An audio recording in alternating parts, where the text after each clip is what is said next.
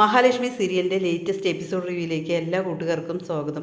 ദുർഗ വീണ്ടും വരികയാണ് കേട്ടോ. കണ്ണൻ്റെ മുൻപിൽ വന്നിട്ട് കൈകൂപ്പുകയാണ് കേട്ടോ.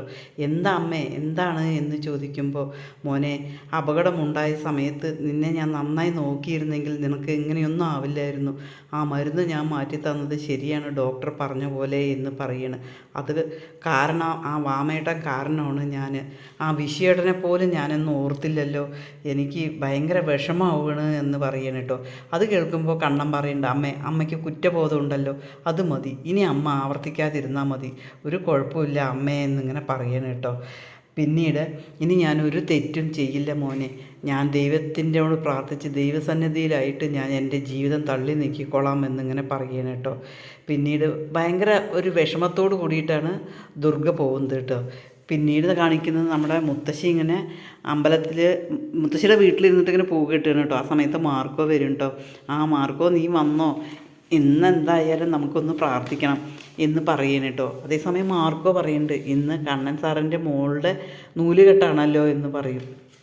ഏതായാലും നീ അങ്ങോട്ടേക്ക് പോകണ്ട, നമുക്ക് രണ്ടുപേർക്കും കൂടി ഇവിടെ ഇരുന്ന് പ്രാർത്ഥിക്കണം, കുഞ്ഞിന് എന്തോ ഒരു അപകടം സംഭവിക്കുന്നുണ്ട് എന്നിങ്ങനെ പറയണം കേട്ടോ. നീ മോളെ കണ്ടിരുന്നോ എന്ന് ചോദിക്കും. ആ, ഞാൻ കണ്ടിരുന്നു എന്ന് പറയും. മോൾക്ക് എന്തെങ്കിലും ഒരു അടയാളമുണ്ടോ, കഴുത്തിലൊരു മറുകുണ്ട് പറയുമ്പോൾ ആ അമ്മ പറയുന്നുണ്ട്, ആ മറുക് വളർന്ന് ആ മറുകുള്ളൊരു സുന്ദരിയായി അവൾ വളരും. എന്തായാലും ദുഷ്ടശക്തികളാണ് അവർക്ക് പുറത്തിരിക്കുന്നത്, അതുകൊണ്ട് നമുക്ക് ഇന്നിവിടെ നിന്ന് പ്രാർത്ഥിക്കാം എന്നിങ്ങനെ പറയണം കേട്ടോ. അതേസമയം പേരൊക്കെ എന്താണെന്നുള്ളത് അറിഞ്ഞോ എന്ന് ചോദിക്കും. പേരൊക്കെ ഞാൻ പറഞ്ഞു കൊടുത്തിട്ടുണ്ട് എന്ന് പറയണം മുത്തശ്ശി കേട്ടോ. പിന്നീട് അവർ രണ്ടുപേരും കൂടിയിട്ട് ആ കുഞ്ഞിന് എന്തോ ഒരു അപകടം സംഭവിക്കുമെന്ന് ആ മുത്തശ്ശി തീർത്ത് പറയുകയാണ് കേട്ടോ. പിന്നീട് അവർ രണ്ടുപേരും കൂടിയിട്ട് അവിടെ നിന്നിട്ട് ഇങ്ങനെ പ്രാർത്ഥിക്കുകയാണ്. പിന്നീട് നമ്മളെ മഞ്ജു സാഗറും കൂടിയിട്ട് അടിപൊളിയായിട്ട് വരികയാണ് കേട്ടോ. ഗിഫ്റ്റൊക്കെ ആയിട്ട് ഇങ്ങനെ വരികയാണ് കേട്ടോ. വന്നതേ ചോദിക്കുകയാണ് കേട്ടോ, മോളെവിടെ ചോദിച്ചോ. ലേഖ പെട്ടെന്ന് തന്നെ അവർ സ്വീകരിക്കുകയാണ് കേട്ടോ. ചേച്ചി എവിടെയെന്ന് ചോദിക്കുമ്പോൾ ചേച്ചി മുകളിലുണ്ട്, കുഞ്ഞൊക്കെ റെഡി ആയിരിക്കണത് പറയുകയാണ് കേട്ടോ. അപ്പോൾ കണ്ണേട്ടനോ ചോദിക്കുകയാണ്, കണ്ണേട്ടൻ അമ്മയെ വിളിച്ചിട്ട് വരാൻ പറഞ്ഞിട്ട് പോയിരിക്കുകയാണ് എന്ന് പറയും. എന്തിനാണ് അവരെ ഇങ്ങോട്ടേക്ക് വിളിച്ചിട്ട് വരുന്നത്, അവരെ വിളിച്ചിട്ട് വരണ്ട, അവരെ എന്തും വേണമെങ്കിൽ ചെയ്യും, അതിന് വേണ്ടിയിട്ട് എന്തിനാണ് കണ്ണേട്ടനെ അങ്ങോട്ടേക്ക് പറയാക്കേ വേണ്ടിയിരുന്നില്ല എന്നിങ്ങനെ പറയണം കേട്ടോ. ഞങ്ങൾ പറഞ്ഞു, പക്ഷേ കണ്ണൻ പറയുന്നത് കേട്ടില്ല എന്ന് അനന്തു ഇങ്ങനെ പറയണം കേട്ടോ. അതിനുശേഷം എൻ്റെ ഒരു ഏട്ടനുണ്ടല്ലോ, ഉണ്ണി പറഞ്ഞവൻ, അവരെ എന്ത് വേണമെന്നുണ്ടെങ്കിലും ചെയ്യും, അവൻ അത്രയ്ക്ക് നീചനാണ്, അതുകൊണ്ട് അവരെ ഒരിക്കലും വിശ്വസിക്കാൻ പറ്റില്ല എന്നിങ്ങനെ പറയണം കേട്ടോ. അതേസമയം അതിന് പിന്നീട് ലക്ഷ്മിയെ കാണാൻ വേണ്ടിയിട്ട് പോവുകയാണ്. ലക്ഷ്മിയെ കാണാൻ മുമ്പ് ലക്ഷ്മി അടിപൊളിയായിട്ട് ഒരുങ്ങി നിൽക്കുകയാണ് കേട്ടോ. അതിനുശേഷം മോളെ ഇങ്ങനെ കൊഞ്ചിക്കുകയാണ്. മോളെ ഇങ്ങനെ കൊഞ്ചിച്ചതിന് ശേഷം അവിടേക്ക് ലേഖയും വരികയാണ് കേട്ടോ. ലേഖ വന്നിട്ട് ഇങ്ങനെ പറയും, എന്തായാലും ശരി, ഇപ്പോൾ നൂലുകെട്ട് കഴിഞ്ഞിട്ട് പോകുമല്ലോ, എന്തിനാ അമ്മയെ വിളിച്ചു കൊണ്ടുവരാൻ പോകുന്നത്, അവിടെ പോയി ഇരിക്കണ്ട, അവിടെ വിഷങ്ങളാണ് അവിടെ ഇരിക്കുന്നത്, ചേച്ചി അവിടെ പോയി ഇരുന്ന് കഴിഞ്ഞാൽ അതൊരു പ്രശ്നമാവും, അതുകൊണ്ടാണ് ഞാൻ പറയുന്നത് എന്നിങ്ങനെ മഞ്ജു പറയണം കേട്ടോ. അതേസമയം ലേഖ പെട്ടെന്ന് പറയും, ശരിയാണ്, ഞാനും അവിടെ പോവണ്ട എന്ന് പറയുന്നുണ്ട് എന്ന് പറയുമ്പോൾ മഞ്ജു ചോദിക്കും, ചേച്ചിക്ക് ഈ കുഞ്ഞിനെ വിട്ടുകൊടുക്കാൻ താല്പര്യമില്ലല്ലേ എന്ന് ചോദിക്കുമ്പോൾ, ഇല്ല, ഞങ്ങൾ അതേസമയം മഹാലക്ഷ്മി പറയുന്നുണ്ട് കേട്ടോ, കുഞ്ഞിനെ പ്രസവിച്ച മുതൽ കുളിപ്പിക്കലും എല്ലാം ലേഖയാണ് എന്നിങ്ങനെ പറയുന്നുണ്ട് കേട്ടോ. ഞാൻ 5 വർഷം കാത്തിരുന്നു ഇതിന്, പക്ഷേ ഞങ്ങൾക്ക് അങ്ങനെയൊന്നും ഉണ്ടായില്ലല്ലോ എന്ന് പറയണം കേട്ടോ. ലേഖയ്ക്ക് എപ്പോൾ വേണമെന്നുണ്ടെങ്കിലും കുഞ്ഞിനെ കാണണം പറഞ്ഞു കഴിഞ്ഞാൽ, ലേഖ അനന്തം പറഞ്ഞു കഴിഞ്ഞാൽ ആ കുഞ്ഞിനെ എവിടെ കൊണ്ടുവന്ന് അവരുടെ കയ്യിൽ കൊടുക്കുമല്ലോ എന്ന് പറയും. അതേസമയം മഞ്ജു പറയുന്നുണ്ട്, അവർ രണ്ടുപേരും ഓഫീസിൽ പോയി കഴിഞ്ഞാൽ നിങ്ങളുടെ കയ്യിൽ തന്നെയല്ലേ കുഞ്ഞ്, അതുകൊണ്ട് നിങ്ങളൊന്നും വിഷമിക്കണ്ട എന്നിങ്ങനെ പറയണം കേട്ടോ. അപ്പോൾ ഭയങ്കര സന്തോഷം സങ്കടവും കൂടിയിട്ടാണ് ലേഖയ്ക്ക് ഇങ്ങനെ വരുന്നത് കേട്ടോ. ശരിയും പ്രതാപനും കൂടി ഇങ്ങനെ സംസാരിച്ചുകൊണ്ടിരിക്കണം കേട്ടോ. മുത്തശ്ശിയും പ്രതാപനും കൂടി സംസാരിച്ചിരിക്കുമ്പോഴാണ് മോഹിനി അങ്ങോട്ടേക്ക് വരുന്നത്. ഞാൻ എന്തായാലും പോവുകയാണ് പറയുക. ആ, നീ പോ, എന്താ നിൻ്റെ കയ്യിലൊരു സ്വർണ്ണക്കവറൊക്കെ ഉണ്ടല്ലോ എന്ന് പറയുമ്പോൾ കണ്ണനും മഹിയും കൂടിയിട്ട് എനിക്ക് ഇടയ്ക്കിടയ്ക്ക് ഓരോ സ്വർണം തന്നിരുന്നു, അതൊക്കെ കൊണ്ടുപോയിട്ട് ഞാനൊരു സ്വർണം എൻ്റെ കുഞ്ഞിനുള്ളത് വേണ്ടിയിട്ട് എടുത്തതാണ് പറയും.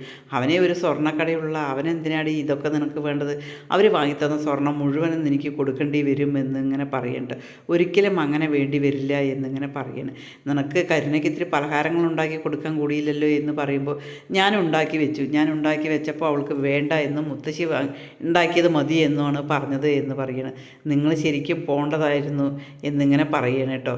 അതേസമയം മുത്തശ്ശി പറയുന്നുണ്ട്, ഇവളെ കണ്ടു കഴിഞ്ഞപ്പോൾ ചേച്ചി അനിയത്തിയും പോലെയല്ലേ പറയുന്നത്, അത് കാരണം രണ്ടാമത് ഇനി ഇവൾക്കൊന്ന് കെട്ടാ എന്നിങ്ങനെ പറയുമ്പോൾ മുത്തശ്ശി പറയുന്നുണ്ട്, അല്ലല്ല, മൂന്നാമത് കെട്ടാ എന്ന് പറയണം.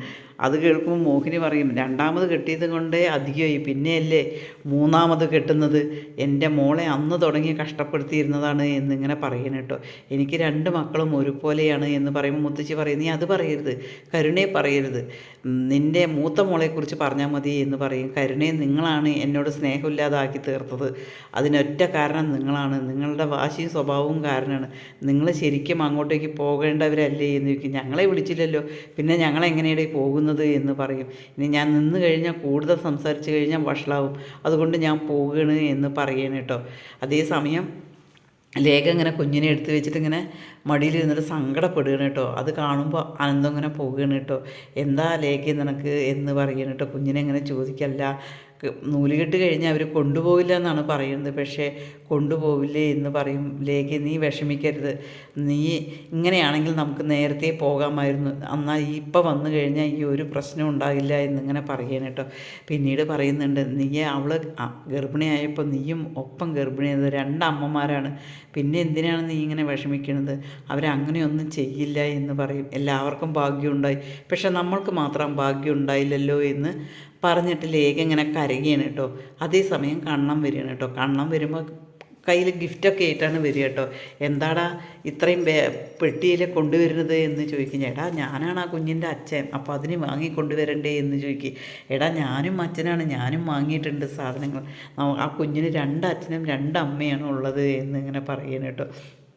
അതേസമയം ലേഖ പറയുന്നുണ്ട്, ഈ കുഞ്ഞുള്ളത് കാരണമാണ് ഞങ്ങൾക്ക് ജീവിക്കാൻ തന്നെ പ്രേരിപ്പിക്കുന്നത് എന്ന് ചോദിക്കുമ്പോൾ കണ്ണം പറയുന്നുണ്ട്, അപ്പോൾ ഈ കുഞ്ഞില്ലെങ്കിൽ നിങ്ങൾ ജീവിക്കില്ലേ എന്ന് ചോദിക്കും. ജീവിക്കും, പക്ഷേ ഈ കുഞ്ഞാണ് ഞങ്ങൾക്ക് ജീവിക്കാനുള്ള എല്ലാ പ്രേരണയും എന്ന് പറയുകയാണ് കേട്ടോ. അതിനെന്താടാ, ആ കുഞ്ഞിന് 2 അച്ഛനും അമ്മയല്ലേ ഇരിക്കുന്നത്, നിങ്ങൾ സന്തോഷമായിട്ടിരിക്കുക, അവൾ നിങ്ങളുടെയും കൂടി മോളാണ് എന്നിങ്ങനെ കണ്ണം പറയണം കേട്ടോ. പിന്നീട് നമ്മുടെ കരുണ വിളിച്ചിട്ട് പ്രതാപനോട് പറയുകയാണ്, എനിക്കൊന്നും സന്തോഷിക്കാനില്ല ഇന്ന് വരെ എൻ്റെ ജീവിതത്തിൽ, അതുകൊണ്ട് എനിക്ക് എന്തെങ്കിലും സന്തോഷിക്കാനുള്ള വക നിങ്ങൾ കണ്ടെത്തി തരണം എന്നിങ്ങനെ പറയണം കേട്ടോ. അതേസമയം പ്രതാപനും മുത്തശ്ശിയും കൂടിയിട്ട് ആ കുഞ്ഞിനെ ഇല്ലാതാക്കാനുള്ള ശ്രമം ആരംഭിക്കാൻ പോവുകയാണ് കേട്ടോ. അതിന് എന്താണ് ചെയ്യുന്നത് എന്നും നമുക്കൊന്നും അറിയില്ല, പക്ഷെ എന്തെന്നെ ചെയ്താലും ആ കുഞ്ഞിനെ ഒന്നും ചെയ്യാൻ പറ്റില്ല. കാരണം മാർക്കോയും മുത്തശ്ശിയും കൂടി അവിടെ ഇരുന്നിട്ട് ഒരുപാട് പ്രാർത്ഥിക്കുകയാണ്, ആ കുഞ്ഞിന് വേണ്ടിയിട്ടാണ് അവർ പ്രാർത്ഥിക്കുന്നത് കേട്ടോ. ചാനലൊന്ന് ലൈക്ക് ചെയ്ത് ഹൈപ്പ് ചെയ്ത് സപ്പോർട്ട് ചെയ്യുമോ?